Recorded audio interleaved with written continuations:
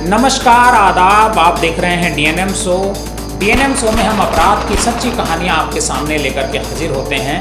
अगर आपको हमारी कहानी पसंद आती है तो हमारे इस चैनल को सब्सक्राइब कीजिए और इस कहानी को ज़्यादा से ज़्यादा लोगों को शेयर कीजिए।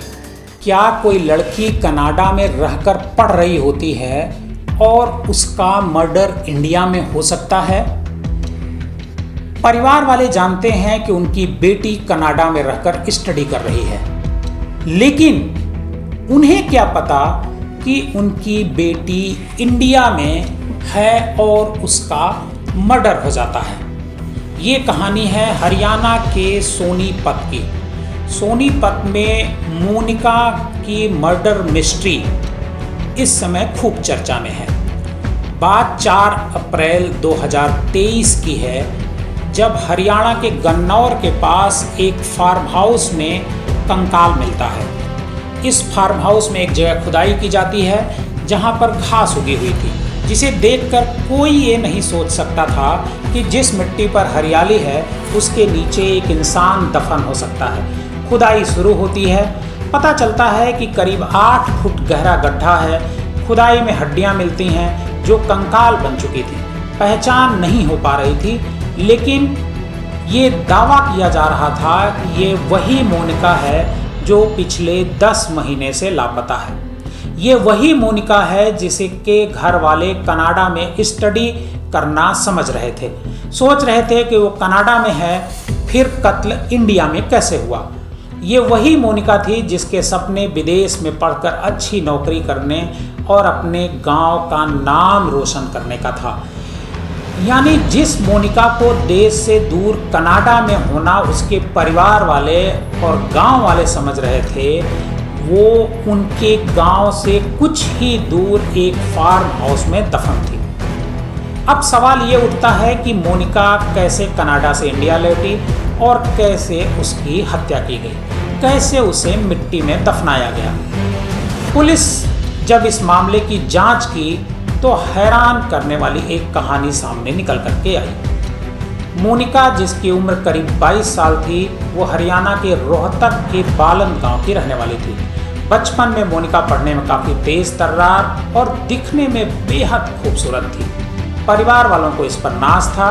उसे विदेश में पढ़ाई के लिए भेजने की तैयारी हो रही थी। उस दौरान वो अपने मौसी के घर पर थी। उसके जो मौसी का घर हरियाणा के सोनीपत जिले के गुमड़ गांव में है। यहीं से कनाडा में बिजनेसमैन की पढ़ाई करने की तैयारी वो कर रही थी और उसी दौरान उसे कनाडा के एक कॉलेज में दाखिला भी मिल गया। 5 जनवरी 2022 को मोनिका कनाडा चली जाती है। कनाडा में बिजनेस मैनेजमेंट की पढ़ाई करने गई। मोनिका के परिवार वाले खुश थे, सब कुछ ठीक चल रहा था। वो परिवार के लोगों से बात भी करती थी। फिर अचानक कुछ दिनों तक किसी से बात नहीं हो पाई। ऐसा भी समय आया जब मोनिका मैसेज पर ही रिप्लाई करती थी और वो कहती रहती थी कि पढ़ाई में काफ़ी व्यस्त है, इस वजह से बात नहीं कर पाती। ये भी कहती कि इंडिया और कनाडा के समय में करीब 9.5 घंटे का अंतर है, इस वजह से भी बड़ी मुश्किल से वो परिवार वालों से संपर्क की बात कर पाती है। बात अप्रैल 2022 की है। मोनिका की मौसी के बेटे की उसकी वीडियो कॉल पर बात हो रही थी, पर उसी समय मौसेरे भाई ने कॉल के दौरान अजीब चीज देखी। मोनिका जहां बैठी थी वहां सीलिंग फैन था और वो चल रहा था। अब उस समय इंडिया में गर्मी होती है लेकिन कनाडा में नहीं। ऐसे में मौसेरे भाई को ये बात अजीब लगी और उसने जब इस बारे में मोनिका से पूछा तो वो कुछ बहाना बनाने लगी। फिर फोन कट गया। मोनिका ने मैसेज किया कि नेटवर्क की समस्या है और बात वहीं खत्म हो गई। फिर मोनिका ने खुद ही उस मौसेरे भाई से बात करना बंद कर दिया, उसका नंबर ही ब्लॉक कर दिया। फिर भी परिवार के लोग उसे कनाडा में ही रहना समझते रहे।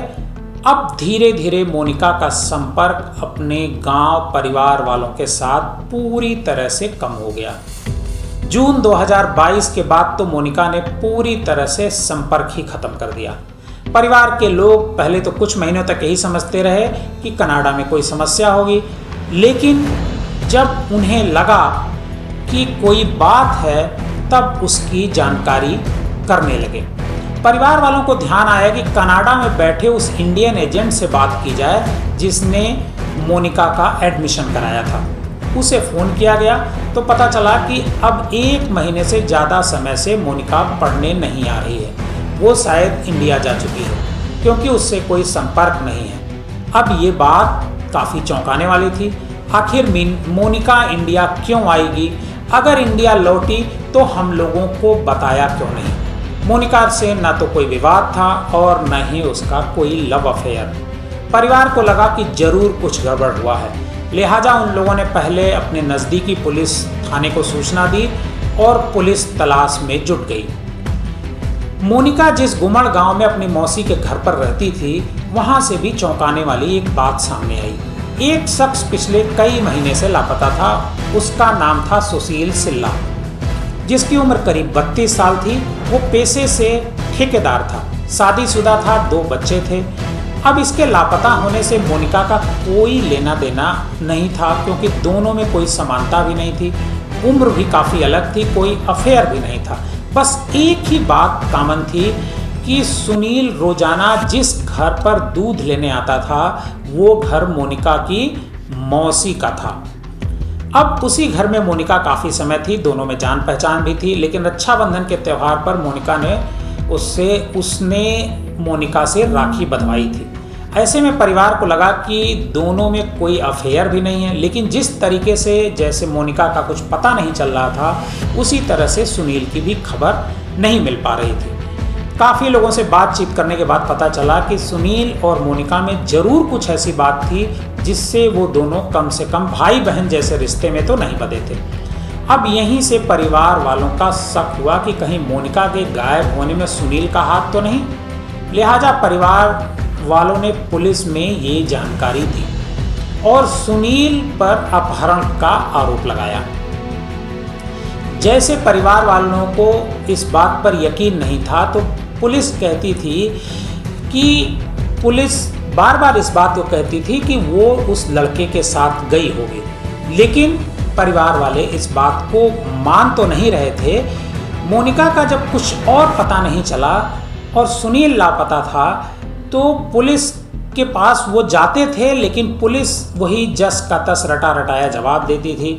जब पुलिस वालों ने कोई कार्रवाई नहीं की तब जो पूरा परिवार था वो फरवरी 2023 में भिवानी जिले के क्राइम ब्रांच CIA यूनिट 2 को इस मामले की जांच दी, क्योंकि परिवार वालों ने इस मामले की हरियाणा के जो गृह मंत्री हैं अनिल विज, उनसे शिकायत की। CIA की जो टीम है उसने मोनिका की तलाश के साथ साथ सुनील की खोजबीन शुरू कर दी। सुनील मिल जाए तो सच काफ़ी सामने आ जाएगा, ऐसा पुलिस का सोचना था। जांच में पता चला कि सुनील पर मर्डर, हत्या के प्रयास के कई मामले दर्ज हैं। मर्डर की पहली घटना तो उसने नाबालिग रहते हुए अंजाम दी थी, यानी जब उसकी उम्र 18 साल की नहीं थी। उस पर करीब 7 से 8 मुकदमे थे और सुनील को एक क्रिमिनल माइंड वाला लोग बताते थे। इलेक्ट्रॉनिक सर्वेलांस की मदद ली जाती है और 1 महीने के इंतजार के बाद उसकी लोकेशन यूपी के मुजफ्फरनगर में मिलती है। CIA 2 ने 2 अप्रैल 2023 को सुनील उर्फ सुल्ला को मुजफ्फरनगर से गिरफ्तार किया। जब उससे कड़ी पूछताछ की गई तो उसने मोनिका की हत्या की बात स्वीकार की, यानी जिस मोनिका की तलाश कनाडा में हो रही थी उसकी हत्या इंडिया में हुई थी। लेकिन उसकी हत्या क्यों और कैसे हुई, उसकी लाश कहाँ है, कब उसकी हत्या हुई, इन तमाम सवालों के जवाब सुनील ही दे सकता था। सुनील ने की 10 दिन की रिमांड ली गई। पूछताछ में सुनील ने 4 अप्रैल को बताया कि उसने जो उसकी लाश है वो एक फार्म हाउस पर रखी है। वो पुलिस उसको फार्म हाउस पर ले गई और वहाँ खुदाई की गई तो कंकाल मिला। अब उसका DNA टेस्ट कराया जा रहा है। सुनील ने बताया कि मेरी मोनिका उसकी दूसरी पत्नी थी। अब ये जानकर सब हैरान थे कि आखिर उसने कब शादी की, जब वो कनाडा में थी तब इंडिया कब कैसे आई और कब आई। दरअसल सुनील चाहता था कि वो विदेश में सेटल हो जाए। इसके लिए वो एक ऐसी लड़की की तलाश में था जो विदेश में पहले से रहती हो, ताकि वो शादी करके उसी के साथ सेटल हो जाए। इसी सिलसिले में जब वो पहली बार अपने पड़ोस में दूध लेने जाने के लिए मोनिका को देखा तो पता चला कि वो विदेश में पढ़ाई करने जाने वाली है। तभी उसने तय कर लिया कि अब उसी को अपने जाल में फंसाएगा। अब वो उससे प्यार का नाटक करता था, ऐसा फंसाता है कि परिवार को लगे कि मोनिका का मुंह बोला भाई है, ताकि कोई शक न करे। यानी हर दिन से वो साजिश के तहत ही हर कदम उठाता था। अब वो मोनिका के संपर्क में रहता था, उसे अपने प्यार की ऐसी दुनिया दिखाया कि जिसके आगे पीछे मोनिका के परिवार का कोई नहीं था। मोनिका की आंखों पर ऐसा पर्दा पड़ा था जिसके आगे पीछे सिर्फ सुनील था। सुनील के कहने पर ही वो कनाडा गई और 5 जनवरी 2022 जब वो कनाडा पढ़ने के लिए गई, लेकिन सुनील के कहने पर सिर्फ 17 दिन बाद ही 22 जनवरी को इंडिया लौट आई। लेकिन इस बारे में उसने अपने परिवार वालों को कुछ नहीं बताया। अब उसके कनाडा से इंडिया लौटने का पूरा खर्च सुनील ने किया। इंडिया लौटने के बाद सुनील उस मोनिका के साथ लेकर दिल्ली के सटे यूपी के गाजियाबाद में आ गया और वहीं पर किराए का कमरा लेकर रहने लगा। पूरी साजिश के तहत सुनील ने उससे शादी करने के लिए तैयार कर लिया। एक हफ्ते बाद 29 जनवरी 2022 को गाजियाबाद के आर्य समाज मंदिर में मोनिका और सुनील की शादी हो गई। सुनील की तो ये दूसरी शादी थी, लेकिन मोनिका इस शादी से बेखबर थी। अब मोनिका ने शादी तो कर ली, लेकिन अपने घर वालों के संपर्क में नहीं थे। उसे ऐसा लगा कि घर वालों को कहीं शक न हो जाए, इसलिए सुनील के कहने पर ही शादी के अगले ही दिन 30 जनवरी को मोनिका कनाडा लौट गई। इसके बाद 2 से 3 बार वो कनाडा से इंडिया आई। आखिरी बार मई 2022 में मोनिका फाइनल तरीके से कनाडा से इंडिया लौट आई। अब मोनिका और सुनील दोनों नए नवेले शादीशुदा जोड़े की तरह रहने लगे। सुनील को अब ऐसा लगा कि वो उसका विदेश में सेटल होने का सपना पूरा होने वाला है, क्योंकि वो मोनिका के साथ शादी कर चुका था। अभी सब कुछ ठीक ठाक चल रहा था, लेकिन कनाडा से लौटी और मोनिका घर वालों से लगातार झूठ बोल बोल कर थक चुकी थी। उसने शादी की बात भी घर वालों को नहीं बताई। यह भी उसने नहीं बताया कि वो दोबारा कनाडा नहीं जाएगी। सुनील ने जब इस बारे में बात की तो मोनिका ने कहा कि अब वो दोबारा कनाडा नहीं जा पाएगी। इस बात से सुनील परेशान हो गया और सुनील को लगा कि अब वो कनाडा में सेटल नहीं हो सकेगा। उसकी आंखों के सामने ही उसके सपनों की हत्या होने लगी। उसने काफ़ी समझाया, लेकिन फिर भी मोनिका नहीं मानी। अब मोनिका को भी सुनील के बारे में पता चल गया था कि उस पर क्रिमिनल केस है, इसलिए वो कनाडा भागना चाहता है। वो पहले से शादीशुदा है, ऐसी तमाम बातें थीं, इसलिए अब वो इंडिया में रहने की जिद पर पूरी तरह से अड़ गई थी। वो अपने गांव जाकर अपनी शादी का खुलासा करना चाहती थी, इसलिए जिद कर हरियाणा की तरफ जाने लगी थी। जब आंखों के सामने सपने टूटते हुए सुनील ने देखा तो सुनील ने मोनिका का गला घोंटने का ठान लिया। हरियाणा के गन्नौर के गढ़ी झाझरा के एक फार्म हाउस के पास पहुंचते ही उसने गुस्से में मोनिका को गोली मार दी। मोनिका की हत्या करने की तारीख थी 29 जून 2022। इसके बाद उसकी लाश को कार में प्लास्टिक के बैग में पैक करके रखा और फार्म हाउस में ही कार को पूरी तरह से ढक दिया। अब मोनिका की लाश को हमेशा के लिए दफनाने की बारी थी। 30 जून की रात में उसने उसी फार्म हाउस में सेप्टिक टैंक बनाने के नाम पर 8 फीट गहरी खुदाई करवाई और मजदूरों को वापस भेज दिया। रात में पॉलीथीन बैग में लिपटी मोनिका को लाश को उसी गड्ढे में दफनाया और मिट्टी भर दी। इसके बाद अगले दिन मजदूरों को फिर से बुलाया कि सेप्टिक टैंक का काम हो चुका है, उस पर मिट्टी डालकर पूरी तरह से बंद कर दो। फिर उसी पर घास और पौधे लगा दिए गए। हरियाणा पुलिस ने सुनील की बताई जगह पर खुदाई कराई तो कंकाल मिले।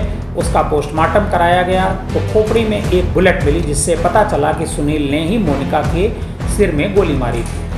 अब पुलिस डीएनए जांच भी करा रही है, जिससे पूरी तरह साफ हो सके कि मरने वाली मोनिका ही थी। इस तरह तेज तर्रार होशियार मोनिका का प्यार के जाल में फंसकर ऐसी मौत हुई कि वो आखिरी वक्त तक अपने परिवार से दूर रही, मरने से पहले भी और मरने के बाद भी।